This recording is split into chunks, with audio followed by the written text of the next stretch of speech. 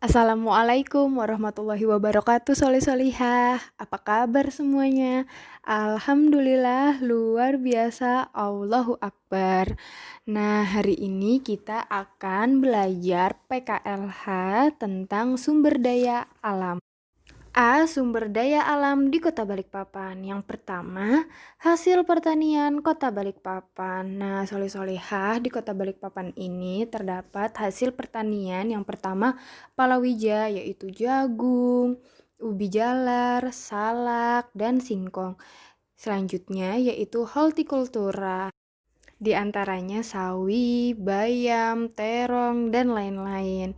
Terakhir yaitu buah-buahan meliputi cempedak, nangka, durian, jambu, dan lain-lain.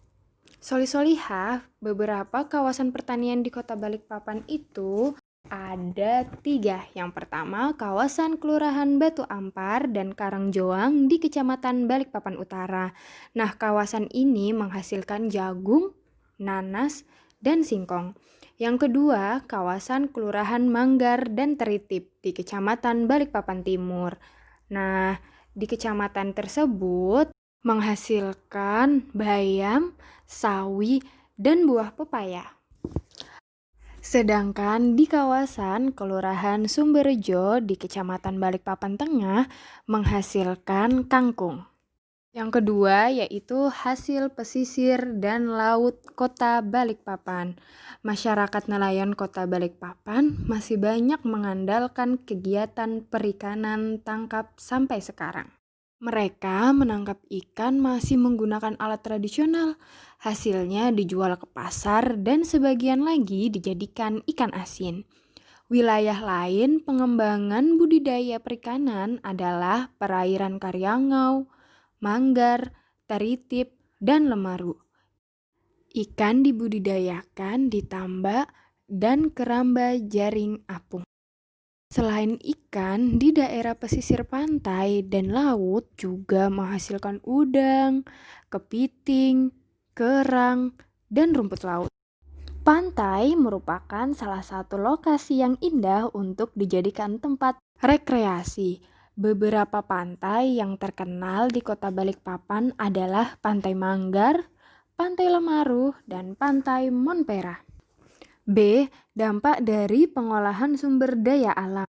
Soli-solihah, sumber daya alam itu ada dampak positif dan dampak negatifnya. Nah, dampak positif dari pengolahan minyak bumi yaitu terpenuhinya kebutuhan minyak bumi dan gas di Kota Balikpapan sebagai pemasok bahan bakar pembangkit di kawasan manapun. Sedangkan dampak negatif dari pengolahan minyak bumi yaitu yang pertama pencemaran udara, yang kedua terjadinya pemanasan global, dan yang ketiga pencemaran air. C. Usaha pelestarian lingkungan. Yang pertama di bidang pertanian. Bidang pertanian juga dapat dimanfaatkan sebagai sarana penyelamatan lingkungan, yaitu dengan melakukan beberapa hal. Yang pertama, memberikan sosialisasi kepada masyarakat tentang pertanian yang ramah lingkungan. Yang kedua, tidak mengalihfungsikan hutan menjadi lahan pertanian. Yang ketiga, mengembangkan sistem pertanian berkelanjutan. Yang keempat, mengolah limbah pertanian. Yang kelima, menggunakan pupuk organik. Yang kedua, di bidang pesisir dan laut. Ekosistem laut adalah salah satu ekosistem yang penting bagi manusia. Laut memiliki banyak manfaat bagi manusia, solih-solihah.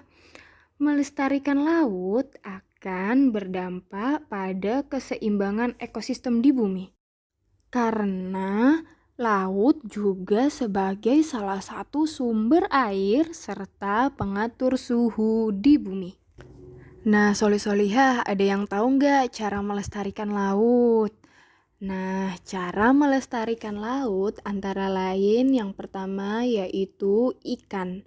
Ikan adalah salah satu sumber protein bagi manusia. Nah, bagaimana sih cara menangkap ikan itu? Nah, cara menangkap ikan tidak boleh memakai bom atau pukat harimau yang berpotensi merusak laut. Nah, yang kedua yaitu menghentikan eksploitasi laut.